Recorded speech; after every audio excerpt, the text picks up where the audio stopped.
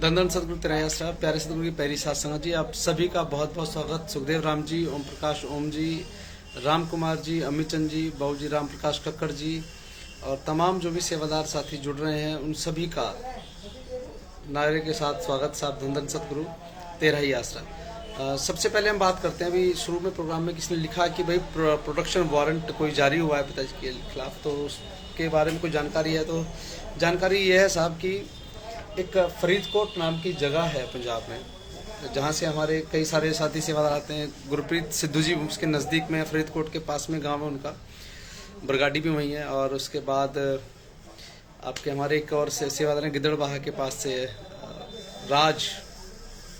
राज इंसा वहीं से लगभग। वहाँ पर एक गांव है जिसका नाम है बुर्ज जवाहर सिंह वाला। कुछ साल पहले वहाँ बेअदबी की घटना हुई, पावन स्वरूप की चोरी होती है वहाँ से। तो थोड़ा विस्तार से आपको पढ़ के सुना रहा हूँ, ध्यान से सुनिएगा सभी सेवादार। ये एक बड़ी खबर है डेरे के लिए और खासकर पिताजी से जुड़ी हुई चीज़ें हैं, तो है साहब कुछ ना कुछ तो बात। धन धन सतगुरु तेरा ही आसरा। खबर है जी, डेरा प्रमुख की फिर बढ़ेंगी मुश्किलें। मैं आपको दिखा दूं एक बार, ये एक खबर है, ये देखिए, डेरा प्रमुख की फिर बढ़ेंगी मुश्किलें। तो देखिए, मैं अंतर्यामी नहीं हूँ, मेरे पास खबरें नहीं आती, लेकिन लोग चटकारे मसाले लगा करके आपके सामने पेश कर दें जैसे उनके कान में कोई बता गया हो। वो कला मुझ में नहीं है, लेकिन हाँ, जो कुछ होगा आपको दिखा करके पढ़ के बताऊंगा जी मेरा सोर्स ऑफ खबर क्या है। तो आप ध्यान दें इस पर और समझने की कोशिश कीजिएगा चीज़ों को। डेरा प्रमुख की फिर बढ़ेंगी मुश्किलें, राम रहीम जी के खिलाफ प्रोडक्शन वारंट जारी, 29 अक्टूबर को पेश करने का आदेश। रंजीत सिंह हत्याकांड में उम्र कैद की सजा पाने के बाद गुरमीत राम रहीम सिंह जी की मुश्किलें एक बार फिर बढ़ सकती हैं। बेअदबी मामलों से जुड़े केस में डेरा मुखी के खिलाफ प्रोडक्शन वारंट जारी किया गया है। 29 अक्टूबर को राम रहीम को फरीदकोट की अदालत में पेश करने का आदेश जारी किया गया है। तो आपको एक बात बताना चाहूंगा और आप बड़े ध्यान से समझिएगा कि पूज्य हजूर पिताजी की सुरक्षा की दृष्टि को लेकर के मैं इस बात को अभी घोषित कर देता हूं साहब कि पूज्य हजूर पिताजी की पेशी फरीदकोट में नहीं होगी, क्योंकि जो सुरक्षा का जो मसला है ना उसको लेकर। रही बात जांच की, पूछताछ की, तो पहले भी एसआईटी की टीमें, सीबीआई की टीमें जाकर के सीधे सीधे जेल में पूज्य हजूर पिताजी से मुलाकात करके जानकारियां लेती रही कि भाई किस मसले में आपका क्या योगदान रहा, कहाँ पर आप हैं, कहाँ पर नहीं है। तो इसलिए ज़्यादा परेशान मत होइए आप लोग। यहाँ लोग समस्या कम होती है, बड़ा चढ़ा करके आप सामने रख देते हैं और आप बेचैन होते हैं यार आखिर एक और मुकदमा। जांच का विषय है, थोड़ी गंभीर बात है, लेकिन आप सुने जरा एक बार। बरगाड़ी बेअदबी मामले में पंजाब पुलिस की एसआईटी ने डेरा सच्चा सौदा के प्रमुख गुरमीत राम रहीम सिंह जी से पूछताछ करने की तैयारी कर ली है। सोमवार को एसआईटी ने बेअदबी मामले से जुड़ी गांव बुर्ज जवाहर सिंह वाला के गुरुद्वारा साहिब से श्री गुरु ग्रंथ साहिब जी का पावन स्वरूप चोरी करने के मामले में फरीदकोट के प्रथम श्रेणी न्यायिक दंडाधिकारी तर्जनी की अदालत में डेरा प्रमुख से पूछताछ करने के लिए प्रोडक्शन वारंट जारी करने की अपील की है। ये मैं आपको खबर पढ़ के सुना रहा हूँ सत्संग जी, क्योंकि आप में से बहुत सारे सेवादारों को पता होगा, खबर के बारे में बहुत सारों को नहीं पता है। अदालत ने आवेदन को मंजूर कर लिया है और राम रहीम सिंह को 29 अक्टूबर को अदालत में पेश करने का आदेश जारी किया है। बरगाड़ी बेअदबी से जुड़ी 3 घटनाओं में से पावन स्वरूप चोरी केस में एसआईटी ने पहले से ही गुरमीत राम रहीम को चार्जशीट किया है। पंजाब पुलिस की एसआईटी ने हाल ही में पावन स्वरूप चोरी करने व विवादित पोस्टर लगाने की घटनाओं में डेरा सच्चा सौदा के 6 अनुयायियों को गिरफ्तार किया था। इन आरोपियों के खिलाफ चार्जशीट भी दाखिल की जा चुकी है, जबकि पावन स्वरूप को चोरी करने की घटना में एसआईटी ने जुलाई 2020 में 7 डेरा अनुयायियों को गिरफ्तार किया था और पूछताछ खत्म होने के कुछ दिन बाद ही इन 7 अनुयायियों के अलावा डेरे की राष्ट्रीय कमेटी के 3 सदस्यों व डेरा प्रमुख के खिलाफ अदालत में चार्जशीट दाखिल की थी। हालांकि उस समय तक यह केस सीबीआई के पास था और पूरा विवाद पंजाब हरियाणा हाईकोर्ट पहुंचा। लंबी कानूनी प्रक्रिया के बाद इसी साल जनवरी में उच्च न्यायालय ने बरगाड़ी बेअदबी मामलों की पड़ताल का अधिकार सीबीआई से वापस लेकर पंजाब पुलिस को सौंप दिया। जांच हाथ में आने के बाद हाल ही में पंजाब पुलिस ने बेअदबी से जुड़ी बाकी दोनों घटनाओं, पावन स्वरूप की बेअदबी करने व विवादित पोस्टर मामले में भी डेरा अनुयायियों को गिरफ्तार कर उन्हें चार्जशीट दाखिल कर दी और उच्च न्यायालय के निर्देश के मुताबिक पावन स्वरूप चोरी मामले में अभी पूरक चालान पेश किया जाना बाकी है। इसके तहत ही एसआईटी ने सोमवार को फरीदकोट की अदालत में आवेदन देकर गुरमीत राम रहीम से पूछताछ करने के लिए प्रोटेक्शन वारंट जारी करने की अपील की, जिसे अदालत ने मंजूर कर लिया है और राम रहीम जी को 29 अक्टूबर को फरीदकोट में पेश करने का आदेश दिया है। लेकिन शासन प्रशासन ये बेहतर अच्छे से जानता है कि पूज्य हजूर पिताजी के जाने से बहुत सारे लोग सड़कों पर होते हैं या उनके जो फॉलोअर्स हैं डेरा सच्चा सौदा के, वो कहीं ना कहीं उनके दर्शनों को पाने के लिए या उनसे उनकी एक झलक पाने के लिए लालियत रहते हैं हमेशा। तो हो सकता है कि 29 अक्टूबर को फरीदकोट जाने के सारे रास्ते साथ संगत से भरे हुए, ऐसा हो सकता है।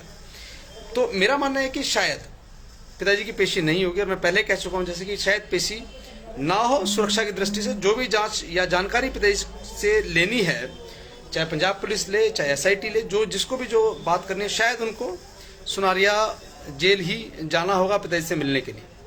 ये तो थी साहब इस बात की। अभी इस बात पढ़ते पढ़ते खबर के मुझे बहुत तेजी से चल रहा था दिमाग, तो उसमें समझ में आया कि केसेस को कैसे उलझाया जाता है। अभी मसला था छत्रपति हत्याकांड का साहब, मसला है रंजीत हत्याकांड का। इन दोनों के बीच में जो गैप ईयर था, उस गैप ईयर में आप अगर ध्यान देंगे तो कुछ लोगों ने बार बार बेअदबी कांड, जबकि उसका जिक्र नहीं था कहीं भी हम लोगों के बीच में। लेकिन लोगों ने जानबूझ करके चीजों को क्या कहते हैं कि खराब किया, और खराब करके ये बचाने के सबूत है। बचाने के लिए साहब पहले से अगर आपने जो करना था कर चुके हैं, आप फंसाने की बहुत जबरदस्त व्यवस्था कर चुके हैं। आप उसकी कोई आप भरपाई नहीं कर पाएंगे जीवन में कभी, सिर्फ पछतावा रहेगा आप लोगों को आने वाले वक्त में। चलिए अब करते हैं जिस काम के लिए पिताजी ने आज प्रोग्राम करवाया, उस पर चर्चा करते हैं। अभी बैठा हुआ था मैं, अचानक से एक मीटिंग थी मेरी अभी दिल्ली मिनिस्टर्स के साथ, उस मीटिंग को जूम पर खत्म करके अभी आप लोग बैठे ही था, मैं जैसे 5-1 मिनट हुए थे तो अचानक से ख्याल आया कोई चिट्ठी वायरल हो रही है। चिट्ठी बोले तो वो पिताजी ने जो भेजा है वहां से 8 पन्नों के कुछ था, वो कि हिंदी में बयान था, उसको ट्रांसलेट कराया अंग्रेजी में, ऐसा कुछ है शायद, सीबीआई को भेजा है जिस दिन सजा होनी थी उससे 1 दिन पहले।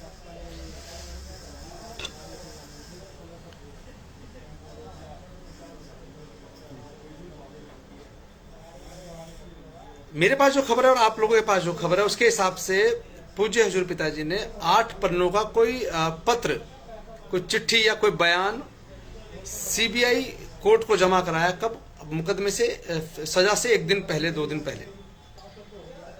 उसमें से एक पेज है जो काफी बड़ी ताकत में वायरल हो रहा है, उसमें स्पेलिंग मिस्टेक है बहुत सारी। सारे मास्टर हो गए साहब, अब हम सारी मिस्टेक्स हैं और उस पिताजी के द्वारा दी गई। देखिए कोर्ट में वो डॉक्यूमेंट जो प्रोड्यूस किया जा रहा है, वो ये कह करके प्रोड्यूस किया जा रहा है कि ये चिट्ठी डेरा प्रमुख के द्वारा न्यायालय को दी गई है कि भाई मुझे सजा कम कर दी जाए, मेरा ये इतना सारा कुछ है, मैं कैंप्स लगाए हैं बहुत सारे, इस तरह की पूरी कहानी है उस 8 पन्नों की चिट्ठी के अंदर। लेकिन अभी आपके सामने क्या है, सिर्फ एक पहला पेज आपके साथ वायरल किया जाता है। देखो जिसमें इतनी सारी मिस्टेक है, किसी पंजाब वाले ने लिखा है तो हिंदी में बहुत सारे मिस्टेक है। चलिए मान लेते हैं मिस्टेक है, मात्राएं होती हैं ऊपर नीचे। यहाँ कोई पेपर जांचने के नहीं देता कि मास्टर जी नंबर कम हो जाएंगे, मात्रा के नंबर कट जाएंगे। एक बयान था पूज्य पिताजी की तरफ से जो कोर्ट को प्रोड्यूस किया गया। अब देखिए पिताजी ने अक्सर हम एक चीज बोली है सत्संग में कि एड्डा बड़ा खसम केड़ा जे मगर चरित्र ना जाने, ओदे घर विच ओही वस सकदी जे सब चतराइयां भूल जावे। जब पूज्य हजूर पिताजी ने कोई चिट्ठी भेजी ही नहीं, आप ध्यान दीजिएगा जो मैं कह रहा हूँ, बहुत साफ शब्दों में कह रहा हूँ, कुछ लोगों के मुताबिक कोई गोभी राम जी है, उन्होंने चिट्ठी लिख दी, ऐसा फेसबुक पे चल रहा है। और ये कहा जा रहा है कि गोभी राम ने चिट्ठी भेज दी और वो सीबीआई कोर्ट में लगी है और देखो जी इतनी सारी गलतियां हैं इसके अंदर, तमाम तामझाम है। अब आप में से कितने लोगों को ये पता है कि पूज्य हजूर पिताजी की पेशी भी होती है जज के सामने? जब जज बैठे होते हैं ना सामने, तो पूछते भी क्या, हाँ भाई आपने चिट्ठी भेजी है? वीडियो कॉन्फ्रेंस में होते पिताजी, तो वो कहते हैं हाँ जी भेजिए या नहीं भेजिए, 2 ही बातें होंगी। अगर पूज्य हजूर पिताजी ने कोई बयान लिख करके माननीय न्यायालय को दिया और न्यायालय ने पूछा कि क्या ये कंफर्मेशन है आपकी तरफ से कि चिट्ठी आपने हिंदी में लिख के भेजी है, तो उन्होंने हाँ कहा होगा या ना कहा होगा? ना तो कहा नहीं साहब, ना कहा तो पूरा है तो वो मछली होती है भी कि देखो जी पिताजी के नाम पे एक फर्जी चिट्ठी आई थी, सीबीआई जज ने पकड़ ली और खट से वायरल हो गई।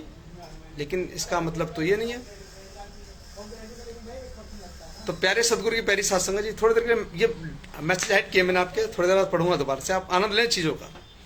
आपको कैसे गुमराह किया जा रहा है? एक्चुअली इस प्रोग्राम का मकसद ही कुछ नहीं है यार, सच की राह है ना जो, वो कुछ मकसद नहीं है इस प्रोग्राम का। इसका मकसद सिर्फ एक है कि आप लोगों को जागरूक करना। अगर जाग जाओगे तो अच्छी बात है, नहीं तो सोते रहो साहब, की फर्क पड़ता। पूज्य हजूर पिताजी ने अगर एक 8 पन्नों की चिट्ठी लिखी है, किसको लिखी है साहब? माननीय न्यायालय को लिखी है। क्या न्यायालय ने कंफर्म नहीं किया होगा कि बाबा जी ये जो 8 पन्ने आए हैं आपकी तरफ से हमें, क्या ये पन्ने आपने लिखे हैं? पिताजी ने कहा होगा हाँ लिखे हैं, या ये कहा होगा नहीं लिखे। अगर पिताजी ने कहा कि हाँ लिखे हैं तो गोबीराम का जिक्र क्यों? अगर नहीं लिखा है तो सीबीआई के जज ने ये क्यों नहीं कहा, जब ये तो बता दिया कि ये 8 पन्ने लिखे। दूसरी एक और बात सुनिए, जिस वक्त उन पन्नों पर चर्चा हो रही है, उन जो चिट्ठी बता रहे हैं, जिससे लेटर बोल, मैं तो कह रहा हूं कि कोई डॉक्यूमेंट पेश किया कि एक आवेदन पत्र है कि हमारी सजा है, नहीं है, कम करनी है, ज्यादा करनी है, हमने ये काम किया, वो काम किया, नहीं किया है, किया है, सब कुछ लिखा होगा उस पत्र के अंदर। क्या जज ने पूछा नहीं होगा पिताजी से कि आपने कुछ लिख के भेजा है, या ये कहा कि ये लेटर जी पिताजी ने भेजा है, देख लो जी, इसे कर लो जी कबूल। अगर आप कोई भी एफिडेविट अगर कोर्ट में लगा दो ना साहब, अगर आप मौके पर मौजूद हो तो आपसे पूछा जाता है जज के द्वारा। यहाँ जज तो बहुत दूर की बात है, एसडीएम के सामने भी अगर आप है तो वो भी आपसे पूछता है कि भैया क्या ये जो तुमने भेजा है किसी के दबाव में तो नहीं भेजा, किसी और से तो लिखवाया? तो आप कंफर्म करते हैं हाँ जी बोला मैंने, लिखा रामलाल ने। ये होता है सर। पिताजी ने लिखा हिंदी में, उसे ट्रांसलेट कराने के लिए 1 दिन का 2 दिन का 12 तारीख को जजमेंट आना था, आपको याद है? 12 तारीख को पूज्य हजूर पिताजी ने वो कॉपी पेश की जज साहब के सामने कि भाई ये वकील साहब ले जाना और माननीय न्यायालय में जमा कराना आप इसको। न्यायालय ने कहा ठीक है जी, पेश हो गई। अब न्यायालय ने जब पढ़ा 12 तारीख को, कहा कि ये तो चिट्ठी है, चलो इसको पढ़ लेते हैं। तो जजमेंट की जो डेट है वो सुरक्षित है 18 तारीख के लिए। 18 तारीख को उस चिट्ठी के आधार पर पढ़ा, जज साहब ने देखा इसमें कुछ भी नहीं है या कुछ है, और अपने विवेक के आधार पर उन्होंने आजीवन कारावास दे दिया। लेकिन मसला ये नहीं क्या कहा गया, मसला ये कि संगत को कैसे गुमराह किया जा रहा है कि एक फर्जी चिट्ठी गोबीराम की, गोबीराम ने लिख दी। अब पिताजी का नाम गोबीराम रख दें क्या आज से? और इतने ही भोले हमारे सेवादार हैं जो दे तेरे की ले तेरे की शेयर करते रहते और कहते हैं कि यार बड़ा मजा आ रहा है। तो गोबीराम की लिखाई समझ में आ रही है हमें? तमाम चिट्ठियों की लिखावट देख लें साथ संगत जी, सब में एक जैसी लिखावट है, और मात्राओं का ऊपर नीचे होना कोई ज्यादा बड़ी बात नहीं है। अगर ऐसी गलतियां निकालने में आओगे तो जो पिछली जो चिट्ठियां तो उसमें मात्रा की गलतियां, क्योंकि गलतियां तो थी, इस बार चिट्ठी में गलती कमी कैसे निकाली जाए? कमी इसलिए निकाली जाएगी साहब क्योंकि मात्रा, जो पिछली चिट्ठियां उनको देना उनमें मात्रा की गलतियां निकलेंगी। लेकिन आपको कैसे गुमराह करना है, अंडरलाइन करके भी तो बताना, ये हम लिखा है तो मार्क छोटा बड़ा कैसे हो गया? तो साथ संगत जी दिमाग का इस्तेमाल करो और ये समझो कि अगर चिट्ठी या ये कहें कि वो जो लेटर है 8 पन्नों का, अगर पिताजी ने न्यायालय को दिया है तो न्यायालय ने भी तो पूछा होगा कि भैया ये आपने भेजा है नहीं भेजा है। एक व्यक्ति कह रहा है कि ये तो झूठी चिट्ठी है जी साहब, चलो झूठी मान लेते हैं, तो पिताजी कह नहीं सकते वहां बैठ करके कि जी ये हमने कुछ नहीं भेजा भैया, हमें नहीं पता क्या लिखा है, हमारी जानकारी में नहीं है। एक व्यक्ति को सजा सुनाई जा रही है और उसका अंतिम ये भी ना पूछा जाए कि भाई तुम्हें कुछ कहना है, तुम्हें सजा सुनाने का वक्त हो रहा है, कुछ कहना है तुम्हें? लेकिन नहीं साहब, मालिक के प्यारों जाग जाओ, और आपकी भावनाओं से लोग खेल रहे हैं। देखिए मेरे बारे में तमाम उल्टी सीधी बातें लिखी जाती है, कुछ कहा जाता है, कुछ हाँ बिल्कुल कबीर साहब दूंगा आपकी बात का जवाब, जब बात खत्म होगी जरूर दूंगा। अगर मेरे कहने से कोई फर्क नहीं पड़ता तो बेचैनियां क्यों है? अगर मेरे कहने ना कहने से चर्चा में फर्क नहीं पड़ता, मेरा काम सिर्फ सासंग जी, लोग आपको गुमराह कर रहे हैं, मेरा कर्तव्य है, डेरा प्रेमी होने के नाते मेरा फर्ज है कि मैं अगर खुद जाग गया हूं तो आपको जगाने की कोशिश करूं। हाँ अगर मैं गलत कह रहा हूं तो मेरी बात को गलत साबित करो साहब, पर कुछ उछल कूद करते हैं जी, मुझे ले लो लाइन पे, क्यों ले लो भाई? तुम करो लाइव ना, जैसे मैं धड़ल्ले से बैठे करता हूं ऐसा करो, तुम भी जितना कर सकते हो। और पानी पी पी के नाम ले ले करके बोलो मेरा कि विजेंद्र ने आज ये गलत कहा, विजेंद्र, प्रचार तो करो यार, बड़ी जरूरत है इस प्रचार की। करो जितना कर सकते हो, कौन मना करता है? लेकिन नहीं जी, मुझे लगा तुम्हें सामने बैठ के बात करनी है तुमसे। क्यों करनी है मुझसे बात? हु एम आई? मैं क्या डेरे का करता धरता हूँ आज की तारीख में? या मेरे कहने से दरबार के गेट खुलते हैं? मैं हूं कौन? मैं भी तुम जैसा एक आम नागरिक हूं। मैंने कभी इच्छा जाहिर नहीं की कि मैं तुमसे बैठ करके बात करना चाहता हूं आमने सामने। मेरी इच्छा ही नहीं है। और मैं क्यों करूं किसी से बात? ये मेरा अपना निजी विचार है। मुझे चीजें समझ में आ रही हैं, मैं आपके साथ साझा कर रहा हूं। आपको लगता है सुनना चाहिए तो यू आर मोस्ट वेलकम, नहीं तो भीड़ कम साहब, चलो अपने घर भीड़ कम। नहीं चाहिए 100 200 500 गिनती, 10 लोग बैठ के सुना लूंगा, 2 को सुना लूंगा। नहीं सुनोगे तो 0/0 खुद को सुना करके चुप हो जाऊंगा। मैंने सुना था कहीं, आज मैं एक भजन अक्सर सुनता रहता हूं,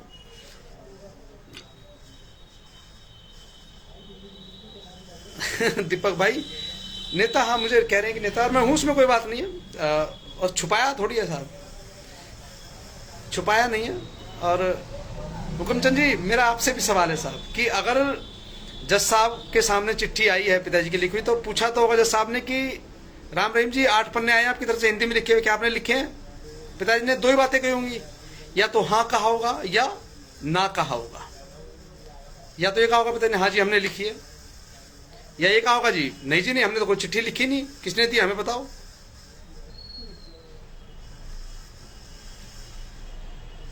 प्यारे सतगुरु की प्यारी सत्संग जी, होश में आओ। और किसने लिखा कि आप भी पहले चिट्ठी को, जी बिल्कुल, जैसे आप किसी के प्रभाव में, मैं भी पूरा प्रभाव में था साहब। लेकिन जब हमारी बिगड़ी कहाँ साहब, मैंने बताया, मैं रोज रोज एक ही बात को दोहराऊंगा तो मुझे भी अच्छा लगता कि एफिडेविट को लेकर के हमारे विरोधाभास हुए। मैंने कहा एफिडेविट गलत है। मैंने कई लोगों से बात की जो टीम के अपने आप को हेड मास्टर समझते हैं, सारे सबसे बात की, सबने डिनाई किया कि नहीं सही है, सही है तो साहब तुम अपनी चलाओ, हम अपनी चला लेंगे।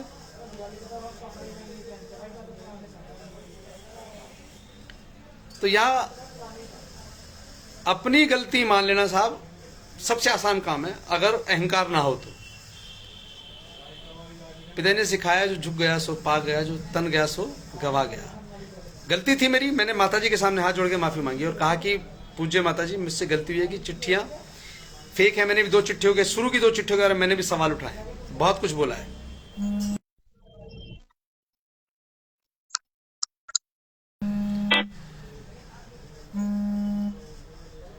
तो मैंने पूछा माताजी क्या चिट्ठी पिताजी भेजते हैं? पिताजी ने कहा कि हाँ, चिट्ठी पिताजी के द्वारा ही भेजी जाती है और आती है यहाँ, वकील साहब दे करके जाते हैं। तो अब आप बताएं कि मैं कैसे चिट्ठी को गलत मारूं? भाई आज कितने मच्छर मारे, आज चल रहा है काम फॉगिंग का, और 27 के बाद तो पूरी दिल्ली में धुआं ही धुआं दिखाई देगा सारी तरफ, क्योंकि डेंगू का बहुत प्रकोप है। और मेरा आपसे भी निवेदन है सभी से कि डेंगू मच्छर बहुत बड़ी तादाद में हमला कर रहे हैं आपके और आपके परिवारों पर। तो अपने आप को और अपने परिवार को बचा करके रखें। तुरंत बुखार आए दवाई लें जल्दी से जल्दी, और अपने आप को ये कहें कि मुझे डेंगू नहीं होगा साहब। मस्त रहें, स्वस्थ रहें। लेकिन हाँ, अब बात कर ले जरा थोड़ी सी। अब किसी का कोई और सवाल हो, अगर देखो जेन्युइन सवाल पूछोगे तो जवाब दूंगा। किसी दूसरे व्यक्ति के बारे में मत पूछना, पिताजी के बारे में पूछ लो और मेरे बारे में पूछ लो, मैं सबके जवाब दे दूंगा। लेकिन मैं सबके बारे में नहीं जानता कौन कौन क्या कह रहा है, कौन कौन से पहिए का है, कौन कहाँ का है, मुझे कोई मतलब नहीं है। आप में से किसी ने सवाल किया कि भाई कौन सा वारंट है, या ये वाला वारंट है जो भी है, प्रोडक्शन वारंट, प्रोडक्शन वारंट के बारे में क्या है? तो जी हमने कहा जी ठीक है। सुप्रीत भाई, बेटी नंदन सतगुरु तेरा आसरा। दीपक भाई, किसान पराली जलाएं मच्छर मारेंगे। हाँ कर सकते हैं साहब, क्या कहूँ, देखिए सरकारों का मसला है। मेरा मकसद सिर्फ आपको गुमराह होने से बचाना है। लोग चाहते हैं कि आप हनुमान की पूंछ की तरह उनके लग जाए पीछे, उनकी पूंछ लंबी होती चली जाए, चाहे उसके बाद दरबार रहे ना रहे, कुछ भी हो।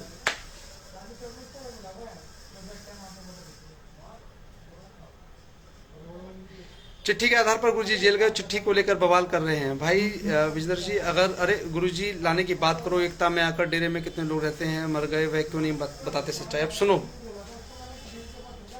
आप में से आप कितने लोगों के मरने पर गए होंगे? एक सिंगल एक के पे नहीं गए होंगे साहब। भाई जी खिचड़ साहब माफी चाहूंगा, बिल्कुल ख्याल से उतर गया। चलो आज बात करते हैं प्रोग्राम के बाद।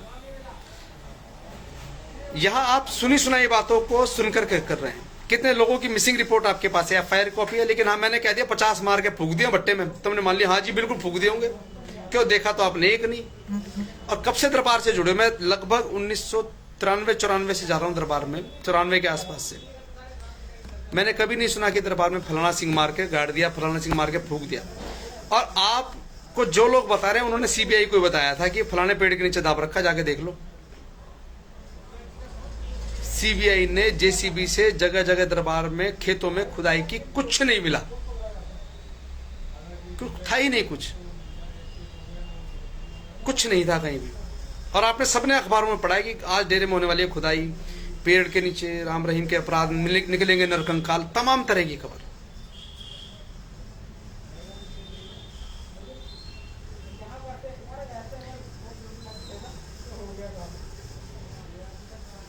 अरे इस जमीन से तो कोई ले जाएगा नहीं ले जाएगा, मेरे अकाउंट आके चेक कर लो, तुम्हें गलत फहमी है तो मेरा घर आके देख लो।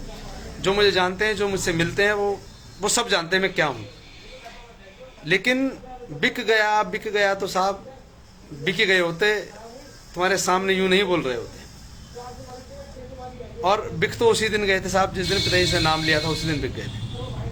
और एक शेर है, मेहरबान अली अक्सर कहा करते, जब तक बिकाना था कोई पूछता ना था, तुमने खरीद कर मुझे अनमोल कर दिया। बिकाऊं साहब उसके रहमो करम में, उसके प्रेम में बिकाऊं। एक बार बताओ, क्या पिताजी बैठकर वह खांसने लगे? कबीर साहब आप लिख रहे हैं जब चिट्ठी है उसमें लिखा हम बिल्कुल ठीक है और कोर्ट में इतनी बीमारी बताई गई, एक बात तो इसमें गलत है, बट पिताजी तो झूठ नहीं बोलते, इसके बारे में क्या विचार है? बिल्कुल सही बात है। अभी अगर किसी बीमार आदमी के पास भी चले जाओगे ना, जो बिल्कुल निपटने को तैयार है, खाट पे लेटा हुआ, उसको पूछो भाई क्या हाल चाल है, ठीक है यार तबियत ठीक नहीं, लेकिन ठीक हूं मैं। ये तो बड़े कॉमन सी बात है। अब पिताजी की बीमारियों के बारे में जो लिखा है, मैं रोज पूछता हूँ, कबीर साहब आपने मुझसे पूछा है, मुझे कोई एक दिन एक तो जवाब दे दो कि भाई 145 पन्नों की मेडिकल रिपोर्ट के बाद न्यायालय ने क्या कहा कि ये रिपोर्ट फर्जी है, फेंक दो इसको, ये रिपोर्ट रख दो जी, हाँ बिल्कुल बाबा जी को राहत मिलनी चाहिए, नहीं मिलनी चाहिए, इसके बारे में क्या विचार है आप लोगों के? इस पर क्यों नहीं बताते मुझे? कोई तो बताओ। चलो आप ही पूछ लेना, मेरी बात का जवाब कोई देता नहीं। कबीर भाई आप ही पूछ के बताना। दीपक भाई बिल्कुल, अरे जो भी आओगा पूछा दिया जाएगा ईमानदार से। पप्पू भाई धन धन सदगुरु तेरा ही आसरा। पप्पू राम जी आपका बहुत बहुत स्वागत है आपके अपने प्रोग्राम में।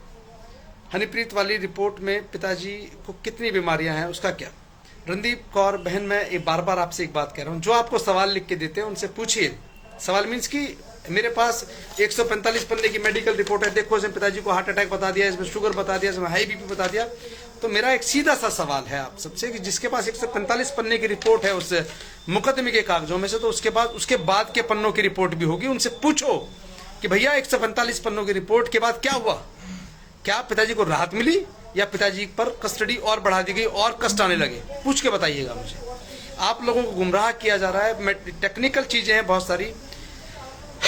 जब आप आध्यात्म की बात करते हैं तो प्लीज आध्यात्म की बात किया कीजिए, और जब आप दुनियादारी और वकालत की बात करते हैं तो उसमें इंतु किंतु परंतु नहीं, वकालत में बहुत सारे दाव पेच होते हैं, इस पर मैं ओपनली चर्चा नहीं कर पाऊंगा। जिसको बात करनी है, अंतिम रविवार को हम सरसा मिलेंगे शास्त्रनाम जी धाम में। जिस भी साथी सेवादार ने मिलना हो वहीं अपने नीम के बाग के नीचे मिलेंगे साहब। 50 नंबर कमरे के ठीक सामने जो नीम का सा लंबा सा बाग है, उसमें हम जाकर के वहीं नाम चर्चा से 1 घंटा पहले बैठ जाते हैं, 1 घंटा बाद बैठते हैं, फिर अपने घर चले आते हैं। विस्तार पूर्वक किसी ने भी कोर्ट कचहरी की बात करनी, वहां बैठ के हम बात कर लेंगे। बहुत सारी चीजें ऑनलाइन डिस्कस मैं नहीं करता साहब, मेरी छोड़ो, आपको तो आपके जो साथी हैं वही नहीं बता पाए कि मुकदमे में कौन कौन से कागज लगाए। आपने पूछा कि चिट्ठी भेजी, वक्त आने में बताएंगे। आज क्या पता रही, आज बता दो भाई, वक्त कब आएगा जब चीजें बिगाड़ लोगे? कबीर साहब बहुत सीधा सा सवाल का जवाब है कि जिन लोगों ने आपको कहा कि 145 पन्ने की रिपोर्ट है, उनसे पूछ तो लो उसके बाद क्या हुआ कोर्ट में। जवाब नहीं मिलेगा आपको, क्योंकि सच्चाई कुछ और है, और आपको गुमराह कैसे किया जाएगा, आपको पीछे कैसे लगाया जाए अपने साथ, ये भी एक अलग चीज है। चलिए मुझे चलना, मेरी मीटिंग भी है। कभी ये तो पिताजी ने ख्याल दिया था, वो रिपीट हनी ने पेश क्यों की, क्या गुरु को? रणदीप कौर बहन, हनीप्रीत ने कोई रिपोर्ट पेश नहीं की, कहीं भी हनीप्रीत के सिग्नेचर नहीं है नीचे किसी। आपको समझाया गलत जाता है, आपने कहना जी मेडिकल रिपोर्ट दिखा दो और उस पर कहीं हनीप्रीत के सिग्नेचर दिखाओ, कंफर्म अगर हो तो साहब कर लेते हैं।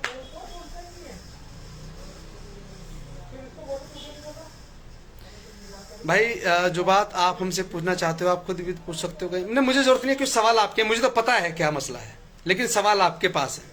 सवाल आप करते हैं मुझसे जी, वो 145 पन्नों की रिपोर्ट से बीमारियां बहुत सारी पिताजी को, आपका सवाल है। तो मैं तो रास्ता बता रहा हूँ, जवाब कहाँ मिलेगा मुझसे? कि वो गलत आदमी से पूछ रहे यार, मैंने तो कहा ही नहीं कभी पिताजी बीमार है। मैं तो कहता ही नहीं आपको, ये 145 पन्नों की रिपोर्ट मेरे हाथ में से हिलाता नहीं कभी मैं आपके सामने बैठ करके। जिनको शक है वो पूछ ले, आपको शक है आप पूछें। और ये भी मैं तो एक सवाल दे रहा हूं साथ में, अच्छा जवाब मिलेगा। जवाब क्या मिलेगा? उनको पूछेगा कि भाई 145 पन्ने की जो रिपोर्ट थी उसके बाद जज का व्यवहार क्या रहा मुकदमे में, आपको जवाब मिल जाएगा साहब। तो चलिए चलते चलते 2 लाइनें गुनगुनाऊंगा पप्पू राम जी के प्यार में। धन धन सतगुरु तेरा ही आसरा, कसम रब की न रह पावा तेरे दीदार तो बिना, कसम रब दी दिल दा वेड़ा सुनना है, दिल दा वेड़ा सुनना है मेरे यार तो बिना, मेरे पीर तो बिना, राम रहीम तो बिना, कसम रब दी तेनू जान दी पई है साडी जान ते पई है, तेरी जान जान ने साडी जान कढ़ लई है, कसम रब दी न रह पावा तेरे दीदार तो बिना, कसम रब दी। धन धन सतगुरु तेरे आसरा। और एक बहुत खूबसूरत सी बात याद आ गई, द्वादशी प्रजापति भाई लिख रहे हैं, अब दर्शन दुर्लभ हो गया भाई। अब सुनिए आप एक बार सत्संग लगाया कबीर साहब जी ने और शहर में लगाया और कहा कि जाओ सारे शहर को बोलो कि प्रभु परमात्मा ईश्वर अल्लाह वाहेगुरु गॉड को पाने का रास्ता कबीर भक्त कबीर बताने आए हैं आपके बीच में। साहब वहीं नज़दीक में वैश्यालय था, वहाँ भी गए सेवादार, वहाँ गए जाकर के वैश्याओं को बताया कि भाई वहाँ भी गुरुजी आए हैं, ऐसे ऐसे नाम देंगे, परमात्मा को पाने का रास्ता मिलेगा, चलो आओ सत्संग सुनो। आ गए साहब, सब ने सुना, वैश्याएँ आई, शायद गणका थी, आई, भजन सुनाया, सब कुछ गुरु मंत्र लिया और अपने घर चली गई। कबीर साहब जी ने कहा था कि भाई इस मंत्र का जाप करने से तुम्हें ईश्वर अल्लाह राम वाहेगुरु खुदा गॉड रब के दर्श दीदार होंगे।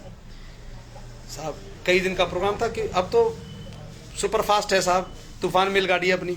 अब पिताजी थोड़ी देर में यहाँ थोड़ी देर में वहाँ ऐसे चलते थे सत्संग, 3-3 सत्संग एक दिन में पिताजी ने किया। मैं रहा हूँ टूर पे। तो कबीर साहब जी वाला ज़माना बहुत स्लो ज़माना था। स्लो मीन्स की बैलगाड़ियों में चलना, हवाई जहाज नहीं थे साहब, मोटर गाड़ियाँ नहीं हुआ करती थी, तो बैलगाड़ियों का ज़माना था, तो रुक रुक के चलते थे। कई कई दिन एक शहर में रुक जाना, वहीं लोगों को बताना समझाना, तो उस तरीके चलता था। अगले दिन वो वैश्या फिर सत्संग में आई एक, जब कबीर साहब ने कहा कि आओ मैं तुम सबको उस ईश्वर से मिलाने का मंत्र, गुरु मंत्र देता हूँ। तो जैसे ही बोला कबीर साहब ने, वो उठ के खड़ी और शोर मचाया कि ये कबीर झूठ बोल रहा है, ये कबीर झूठ बोलता है, कोई ईश्वर अल्लाह वाहेगुरु खुदा रब कोई नहीं होता, ये झूठ बोलते हैं। तो कबीर साहब मुस्कुराए और कहा कि गणका क्यों ऐसा कहा? तो कबीर साहब जी को उन्होंने जो संबोधन किया और जो लोगों को बताया, कहा कि ये कबीर जो यहाँ बैठा है झूठ बोलता है, क्योंकि ये खुद खुदा है, ये खुद ईश्वर का रूप है, खुद ईश्वर का नूर है। जब मैंने दर्श दीदार किए अंदर, तो मुझे ना तो कोई जिस रूप में मैं उसे पहचानती हूँ उस रूप में मुझे नहीं मिला, वहाँ मिला तो सिर्फ सामने कबीर बैठा हुआ दिखता है। ये झूठ बोलते हैं, ये छुपा रहे हैं अपने आप को कि ये खुद खुदा वाली दो जान है उस वक्त के। तो साहब प्रजापति जी बैठ के आंख बंद करके देखो, तुम्हें वहीं मिलेगा जहां तुम छोड़ गए थे उसे।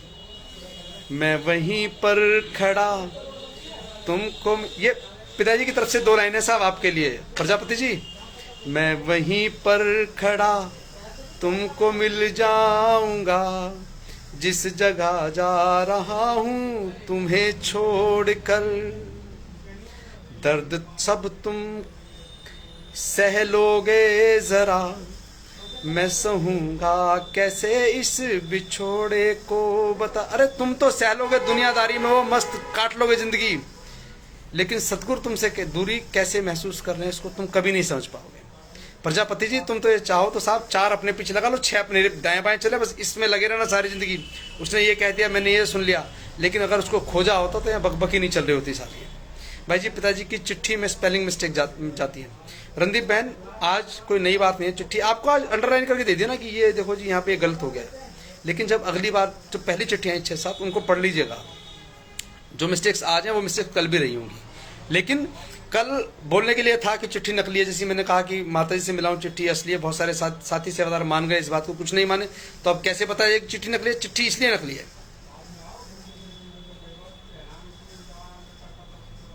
मैं किसी पर खुल के बोलने से नहीं बच रहा हूँ। मेरा मकसद साहब क्या कहूँ मैं आपको, 400 करिश्मे बहुत होते हैं साहब। 400 करिश्मे होते तो तुम ये नहीं कहते कि दर्शन दुर्लभ हो गए हैं। दर्शन दुर्लभ कभी होते नहीं, वो वाली दो जहान है। और जो जिनके साथ 400 करिश्मे होते हैं वो इतनी उछल कूद भी नहीं करते हैं साहब। सोनू मेहरा जी, धन धन सतगुरु तेरा आसरा। तो चलिए, मेरी मीटिंग है अभी लगी हुई है कई सारी। कल फिर मिलते हैं। मिलने का समय 9 बजे के आसपास का रहेगा। और लाइव आने से पहले जैसे आज व्हाट्सएप ग्रुप में आपको मैसेज दिया, ऐसे कल भी मैसेज दूंगा। जसकरण वेंडर जी, धन धन सतगुरु तेरा आसरा। मिचन जी, धन धन सतगुरु तेरा आसरा। अमित कुमार भोलू जी, धन धन सतगुरु तेरा आसरा। कमलेश बहन, धन धन सतगुरु तेरा आसरा। चेटी साहब सादुल शहर से, आपका भी बहुत बहुत स्वागत, धन धन सतगुरु तेरा आसरा। रणदीप कौर बहन, धन धन सतगुरु तेरा आसरा। जी हाँ, पहले भी मिस्टेक थी तो कोई बात नहीं, आज आपको समझाई गई है। आज लिए जल्दी सवाल पूछ रहे हैं तो पहले चिट्ठी में पूछना चाहिए था इसमें मिस्टेक्स क्यों है। चलिए, विदा चाहूँगा आप सबसे, मिलते हैं। आपको समझाया जा रहा है, पिताजी को लिखना नहीं आता, लेकिन आप वही समझ रहे हैं। धन धन सतगुरु तेरा आसरा। गुड नाइट, शब्बा खैर, बाय बाय साहब जी। और हाँ, बोलने में कुछ भी गलत कहा गया हो, किसी की शान के खिलाफ बोला हो, किन्हीं भक्तों को लगा हो कि मेरे वाले के शान के खिलाफ बोल देगा, तो साहब कि तुम बड़े भक्त हो, हम तुमसे पहले हाथ जोड़ के माफ़ी मांग लेंगे, झुक करके माफ़ी मांग लेंगे। माफ़ कीजिएगा, छोटा भाई हूँ आपका। मिलते रहेंगे, मिलाते रहिएगा।